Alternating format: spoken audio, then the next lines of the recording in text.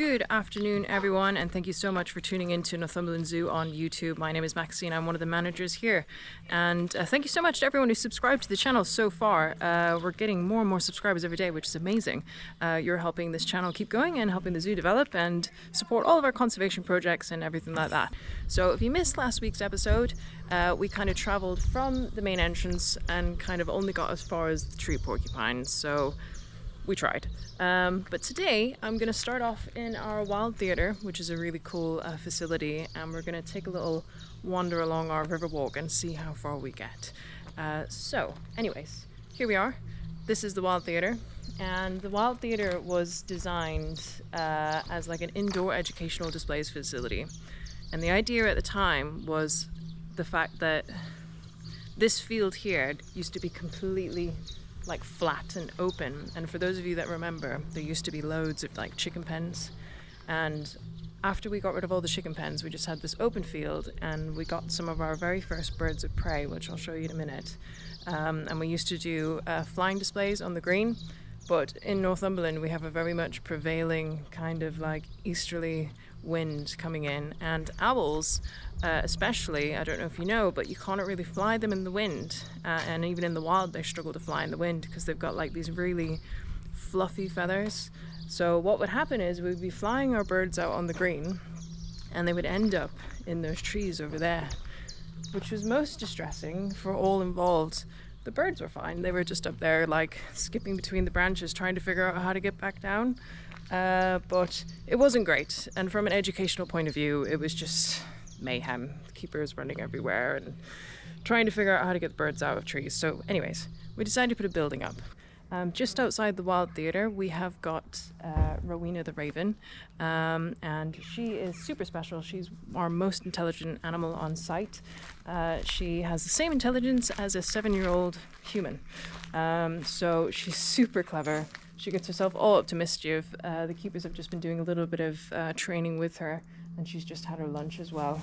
So she used to be in the displays a lot. We used to use her all the time, but she started learning that a more rewarding behavior for her was to rob people that are sat in the audience than it was to do the behaviors that the keepers were asking her to do.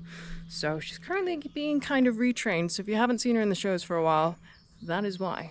But she's still super fun, and it's really interesting getting to try and figure out different ways to enrich her and keep her mind active.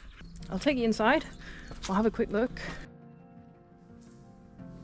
So the wild theatre was purposely built to hold 120, 130 people, and we want to be able to do like 2-3 shows a day. And it was built in 2019.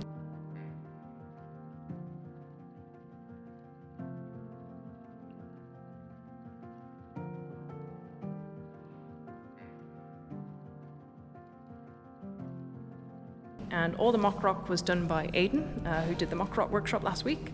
And we had it specially designed because I don't know if you guys have seen any of the videos of like bush gardens, animal displays and stuff, but they're so action-packed. There's always stuff happening. Not necessarily like multiple species at the same time, but they have like loads of different animals on cue. So little flocks of birds, like rats or like raccoons or some random stuff just happening. It's just stuff happening all the time. So when Aidan built this, we specifically asked for some very custom details, because this is all mock rock, this is all cement. So we've got these little hidey holes behind where we can actually store animals for the displays, and they just get popped out at the right moments. We've got this hollow rock, which we won't have seen before, but we can pop a little bird in there just for 5 minutes, so that we can pop one out in the show, or some smaller mammals or anything really. And then we've got another little cave over here where we can release animals from as well. So it kind of keeps the show a little bit mysterious if you don't know where the next animal is going to come from. But yeah, one of the things we found over the years was that we were doing like surveys on people attending animal talks or attending displays, and people attended displays 99% like more than other things. So obviously displays are what people really enjoy, but also it really helps us get more messages across education-wise. Why not see some animals in action showing off their natural behaviors rather than standing there listening to a keeper talk? So but it's something that we definitely want to increase in the future and do more of. So we've got this amazing facility, so why not? So I'm just going to take you behind the scenes in the displays building. The keepers are in there now, obviously just getting their stuff ready, finishing off for the day. But I'll show you the little back doors and the little offshore areas as well. I don't normally go back behind the scenes like this, but we will today.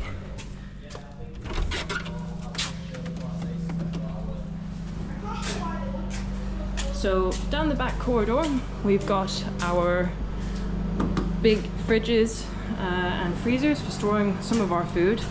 Not all of our food. There's an unbelievable amount of food on site. Because of our location in the UK, some of our food providers only deliver once a month. So that means we've got to store like a month's worth of food at the zoo, which is an insane amount of food. But I'll just show you what it looks like, some of it. If you don't like dead stuff, look away now. But in here, in our freezer, you just get a bit of an idea. We've got, chickens and pheasant. There's some venison down there. Some frozen fruit for like treats, frozen mealworm, little iceberg things. Some more frozen stuff like that for like hot days. So the keepers prep a lot of like lollipops and stuff ahead of time. The keepers prep a lot of lollipops and stuff ahead of time, so if it is a really hot day, we can just boom, chuck stuff out. Here's one of the little like feedy through animal boxy things. So literally we would pop an animal in there before the display, and at the appropriate moment open up the slide and they'll go out into the display area. Obviously the animal's trained, it knows where it's going and what it's doing. So that's one of the little pop holes. We've got an offshore holding area here, just like a quarantine facility, somewhere that we can keep animals if they're sick or injured or they need to be kept offshore, or if we get new animals in. It's not generally used, but it's there if we need it. And then as we go through here, that's the big storage fridge. Got another holding area here, which has got some old enclosures and stuff in it, which are no longer used. And here is the keeper kitchen. So looks like they've just mopped the floor.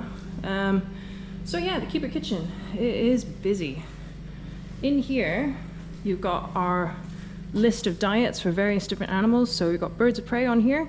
It's got every single individual bird of prey on here and what they eat on a daily basis, depending on whether or not they're flying or they're at fat weight.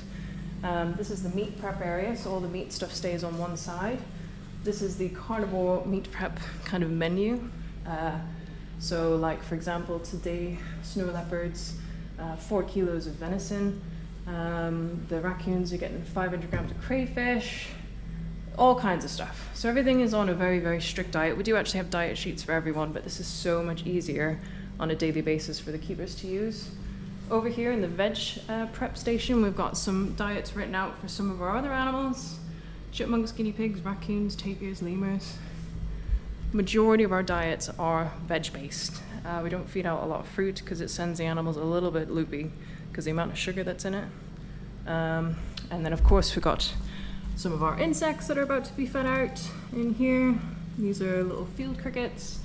Down here we got some mealworms. So yeah, all kinds of stuff. Pretty standard kitchen. And then through here, we kind of got this room which was meant to be a classroom originally, but it's a little bit small.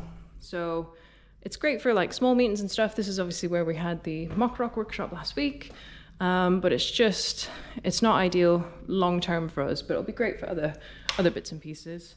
I know that the keepers really want it as a staff room, which, I mean, it would be a great staff room, but it would be ideal for keeping animals specifically for displays in here. So like if we wanted like a little offshore enclosures of rats or any other kind of small mammals that we can house in here quite comfortably, be great access for them for the displays. We can just put more little doors in the wall or something like that so they can just pop in and out. That's the plan. And then through here, we've got a little secret room with a little pop hatch thing. And this is the one that always gets people off guard. This is the hole that posts the birds above the audience there. So keeper stands in here, and then they also fly back through here and land on this post as well. And here we are, we're back at the displays again. So yeah, it's quite the setup, and we're so lucky to have it. And it's all heated as well by our biomass, so it's all sustainably heated as well, with fans in here. There's a little pop hole there directly for Rowena the raven, so when she decides that she wants to take part and when she starts behaving, then she can come back on the displays as well. Right, so we've talked about birds of prey and displays and stuff. Let's go and have a look at them in our little bird of prey area. Now, birds of prey, you may or may not know, they are hand reared from like 10, 11 days old, roughly 10 or 11 days old exactly, because that is their imprinting age. So if you get them too late, they are already imprinted on their parents, which means that they're very difficult to work with because they're quite scared and quite wary of people. So if you pull the eggs and rear them yourself, well, the parents would have the eggs from day 1 until about day 9. Then if you take the chick around 9 or 10 days old, the chick will imprint on you and think that you are mum. Basically any moving object around them at that age is what they'll imprint on. So people have done mad studies where they've imprinted birds on all kinds of inanimate objects and they just follow it around like it's mum. But obviously we imprint them on the keepers, which makes it super easy to work with them for displays. So we've got barn owls, which are hiding. In here we got little Jeffrey. I can hear him, but I can't see him. So Jeffrey is a little noisy tawny owl. And you may remember Jeffrey, you may or may not remember Jeffrey, from our social media years ago, back in 2018, I think. He was the cute little fluffy chick that we put in our gift shop, and he just blended in with all the soft toys perfectly. So he went really, really popular on social media. But Jeffrey is super sweet. You can handle him pretty much all year round if you wanted to. He enjoys like having a bit of keeper attention. He's such a sweet little boy. Then in here we have got Kez, the American kestrel. We used to use Kez in displays quite a bit, but he started landing on people's heads, and people don't appreciate that for some reason. So we're going to be building him probably a different aviary, so he's got a bit more space to live out permanently. Here, I know we shouldn't have favorites, but we got Cloud back in 2018, and she was just the cutest little thing. She's so cheeky.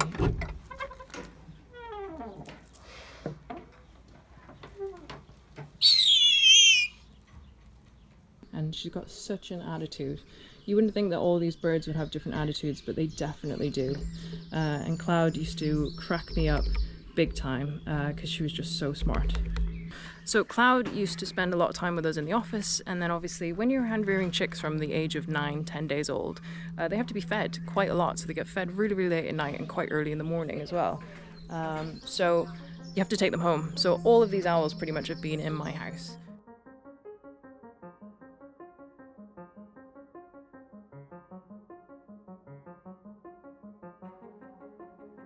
And Cloud was the biggest and the stompiest one of all. And believe it or not, when she was a chick, she was having like 10, 12 chicks a day, which is unbelievable. Hello. Hello! You're trying to sneak past. That was so obvious.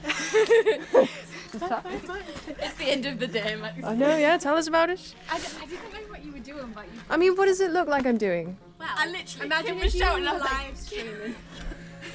Live streaming with a camera, I would have been like... Bye! Bye. Not interrupting. So yeah, Cloud used to take Cloud home every night, and she would stop around the house and she would stomp on everything, she would chase the cats, she would poop everywhere, and she'd pass out in the most strangest of places. And when owls sleep, they like sleep flat out, like on their chest, with their legs sticking out the back. It's dead funny. But when we first saw it for the first time ever with a chick, we were slightly worried because we were like, oh my god, the chick's dying. But no, it's just how they sleep. But yeah, Cloud is so smart that she figured out that because we live on site, she figured out that the distance and the location of the office in relation to the house. So like some days we'd go at the office and leave her, she'd be asleep on the floor, come back in, we'd left the door open, she'd left the office, stomped across the yard and made it over to the house all her own. She knew where she was going. No other species of owl that we've had, that we've reared here, has been able to do that. The rest have been totally bird-brained.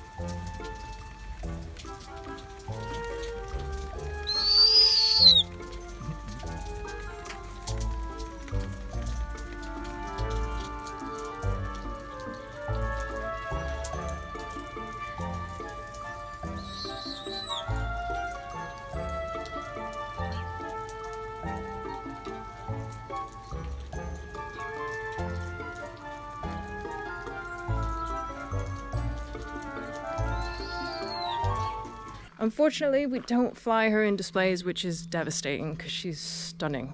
I mean, this is the largest owl that you can have, effectively. She's 4 pound fat weight, which is a big weight on your arm. Unfortunately, we had a guide dog that came in, which was uncontrollable, and it went into our old bird of prey area, which you may or may not remember where the parrots are now. And it scared the bejesus out of her, and she hit the side of her enclosure, and she like popped like the weird kind of top wing joint on her, and ever since that happened, that wound opens up really easily. So if we were going to fly her, the chances are she'll end up injuring herself again and again. So she's retired now from flying, even though she's like 4 or 5 years old this year. But that's okay, because we're going to build her a really nice, cool, like snowy themed aviary, so that she can live out her life, because she's just gorgeous. I just love her. Here we've got the Eurasian eagle owls, which are hiding. This is a perfect example of parent-reared birds. So they've actually been reared by their parents, and they are so spooky. They won't have anything to do, like, you can't get anywhere near them. So there's a big difference between imprint birds and parent-reared birds. Now, hawks, so these are house hawks. Well, got one house hawk in here, this is Roger. They're totally different again. So they have to be parent-reared. If you hand-rear them, they're really, really naughty. Just like most animals, generally when you hand-rear animals, they're really naughty, like does of the cow. Hawks are the same. So you have to they have to be parent-reared up to so long, and then you take them and then you man them. So completely the opposite. And then we've got Taz the buzzard, who's our oldest bird. He kind of does what he wants when he comes out and about. I think he's like 17, but he's stunning when he does fly. We don't force any of our birds to fly if they don't want to. Obviously, they can come out in the displays and we give them the opportunity. But if they don't want to, it's totally fine. In here, we've got our biggest bird brain. This is Derek, the great grey owl. He's absolutely stunning. He's one of the most prettiest birds that we got. He's certainly the biggest by like size, but not weight. They're the ones that are super floofy, so you can like stick your finger all the way into their feathers and touch their head. Their head's like this big. Like the brain is like the size of your pinky. It's just minute. He is so thick. If he had to find his way home from the office to my house, he would have gotten so lost. He's just really scatty. It's amazing the different intelligence levels in owls. I mean, generally it's not great. I don't even know where the saying wise old owl comes from, because they're definitely not our owls. Yes, this is Pebbles, Bengal eagle owl. He's the first chick that we ever got. So Pebbles is currently at flight weight, which means he's quite keen to fly. So we're using him in displays at the minute. Pebbles is super sweet. He's not at all like Jeffrey. He's very, very reliable in the fact that he will fly very consistently every day, and he does a great job for shows. But he certainly doesn't want to hang out with you like what Jeffrey does and get like cuddles and strokes, and like Jeffrey closes his eyes and he's super sweet. Pebbles is like no messing about, it's business. In here we got Drax, who's an Asian wood owl. He's hiding at the minute. Drax isn't, you can hear him, he's shouting. Drax is our Asian wood owl, and he is super pretty. And we've had him since he was like a little ball of ugly. I think he was like 8 days old.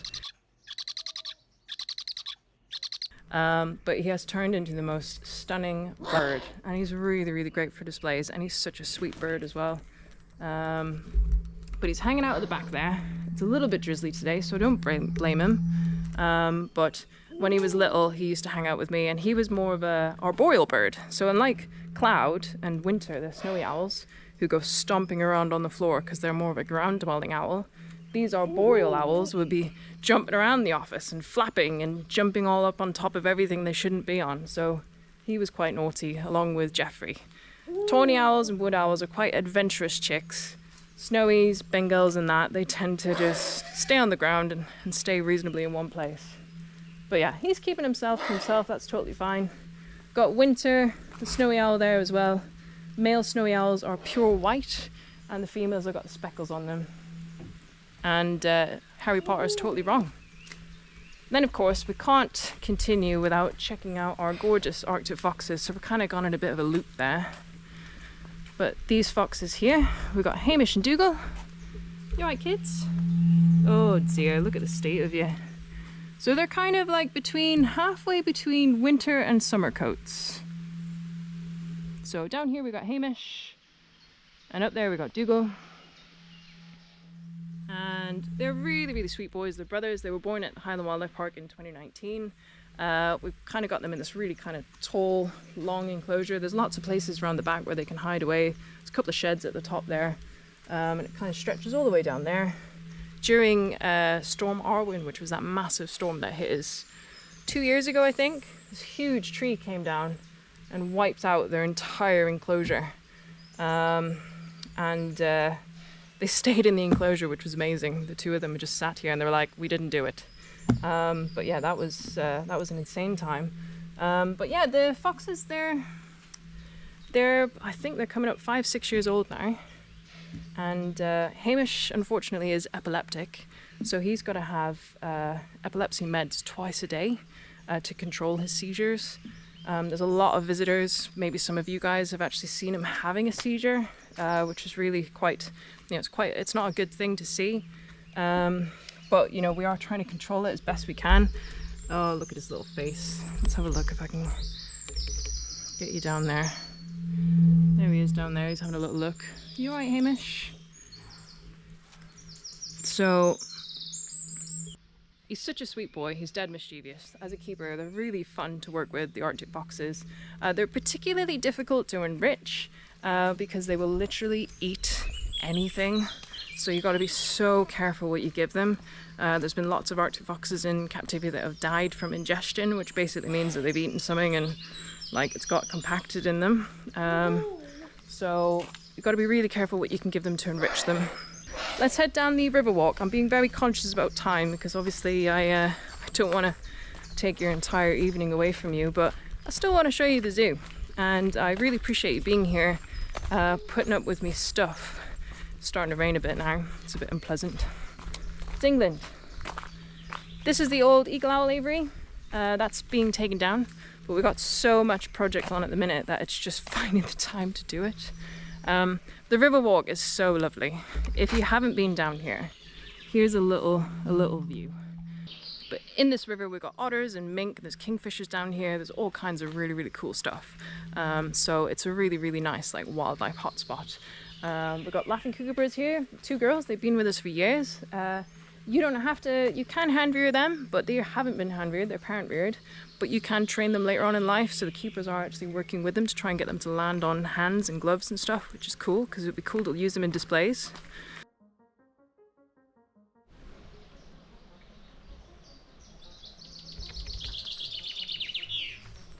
Well, that was a seamless transition. I got rained off.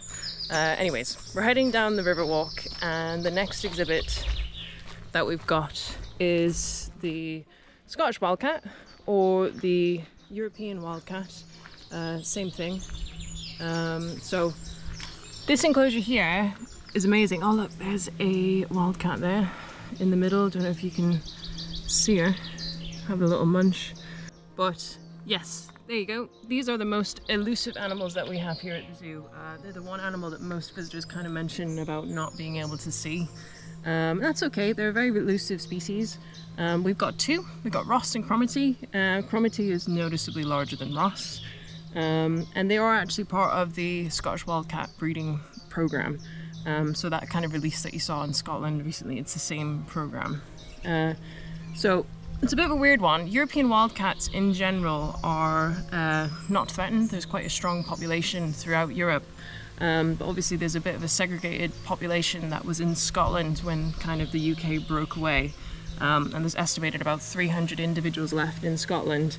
And the main reason for the decline is hybridization with feral cats, because they're very, very similar. A lot of people think, why are you keeping tabby cats at your zoo? And it's not. They are actually quite different. So the tail is quite thick and stumpy with a very specific number of black bands leading from the tip. So they've got a very blunt black tip on their tail. But the other thing as well is you can't really see it from here, but they've got a really, really wide jaw, because these cats are obviously wild and they're designed for chewing through bone and muscle and rabbits and birds and stuff. So they need to have a really strong jaw to get through that stuff. Whereas domestic cats are really fine and petite jaws because they just have to eat the chopped up squishy food that you give them out of a tin. So they are quite different physiologically, but as far as European wildcats as a whole, no, they're not particularly rare, but obviously the population in Scotland is quite rare. So they're trying to catch up the feral cats and sterilize them to try and prevent future hybridization of the wildcats. So there you go, Scottish wildcats. We built that enclosure there because you can see there's quite a lot of gorse, and gorse is one of the favouriteest things of Scottish wildcat. They love those really thick, spiky bushes. The keepers hate them, but that's what the cats like, so there you go. Here we are. You may or may not remember, this used to be our main capybara paddock.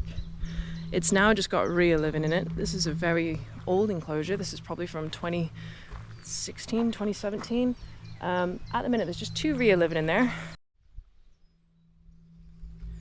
So we are actually doing a little bit of work on that old house to convert it back into having capybara living there again, just so that we can kind of expand on our future plans at that top new house, which we'll get round to, not today, but maybe next week. We've got a lot of wild spaces down the zoo, and I really love it down by the river. The river just runs along the back of that fence there, winds its way around, and there's loads of just wild spaces.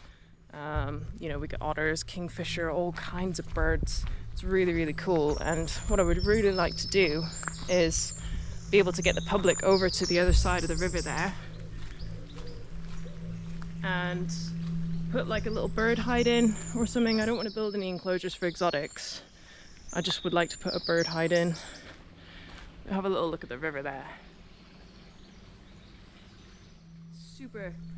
Super duper serene. And over the years this land has been used as farmland, so it has been quite intensively grazed, which has meant that the riverbanks have eroded really easily, so there's a lot of trees falling down, and obviously by letting it stay wild and keeping the livestock off of it will help that strengthen up, and hopefully won't get too much more erosion, but we're working on it anyways.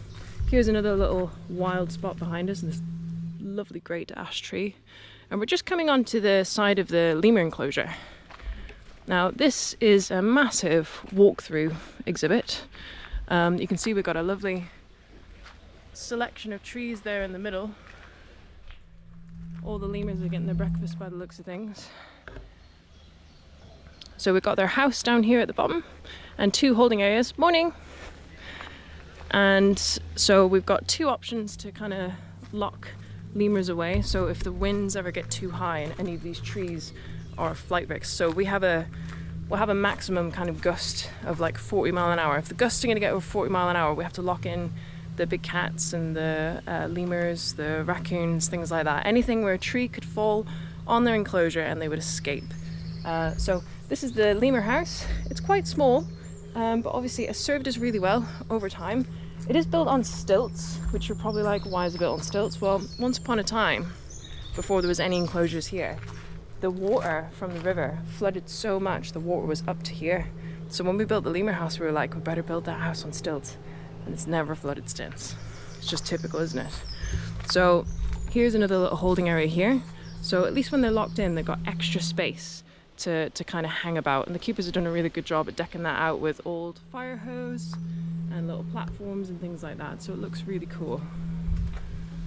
And what I'll do is I'll come back on the next video and we'll start at the lynx. We've already started lemurs, so we'll just go in and have a little look. Actually, I had a lady get in touch with me from a zoo in Hungary, and she was saying about potentially getting some lemurs here pretty soon. So she was really interested after the tour last week to see what our lemur enclosure looks like.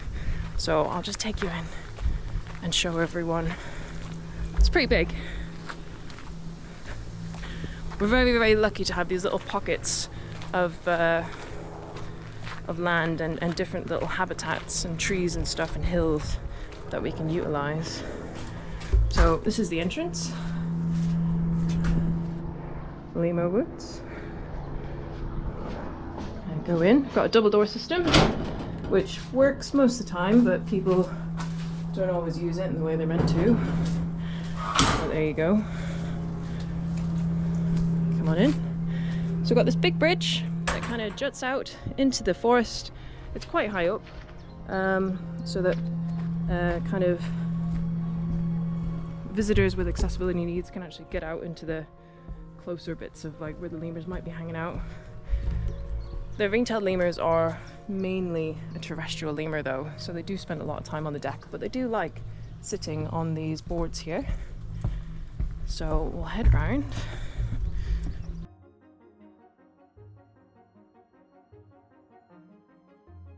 So we've got a great selection of trees here, and the keepers have done an amazing job of putting all these ropes and platforms and swingy things and enrichment items so that we can feed them in various different ways.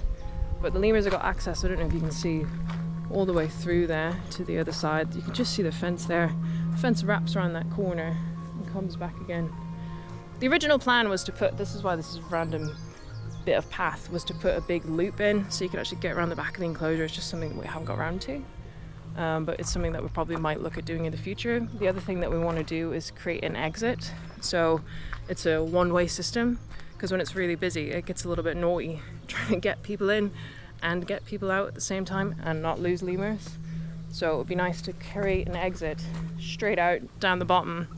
And that creates another, the reason why we would want to do that as well is because it creates another little path. Not where people can get lost, but it increases dwell time. So it actually makes people stay longer in the zoo by making it a bit more complicated. So you'd have to go in a big loop to kind of get back round again, and it just makes the visit a bit more interesting rather than just being like a in-out. So lemurs are just having their breakfast. We'll just go say hello. See if any of them want to say hello. We've got two species of lemur in here. We've got ring-tailed lemurs and red-fronted lemurs. Our oldest lemur in here is, I think, 24, 25.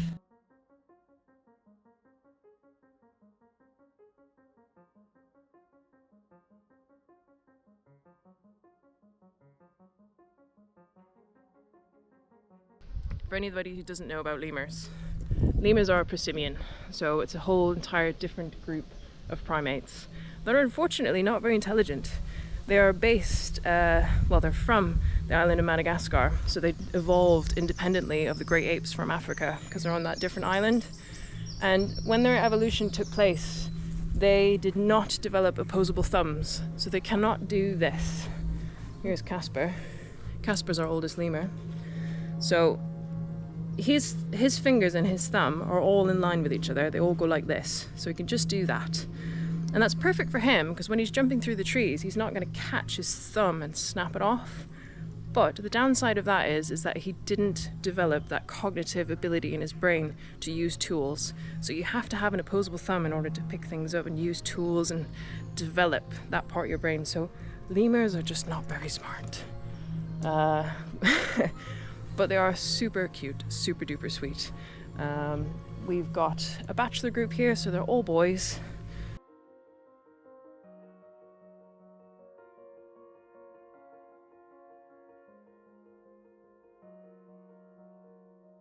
And then that one over by the door is Ralph. Ralph is easily recognizable because he's got these big tufty ears. He's got these massive white tufty bits on his ears.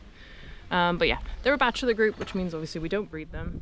And that works out better for us in a walkthrough because obviously females are very dominant and they can be quite aggressive. So we don't really want that in a walkthrough enclosure.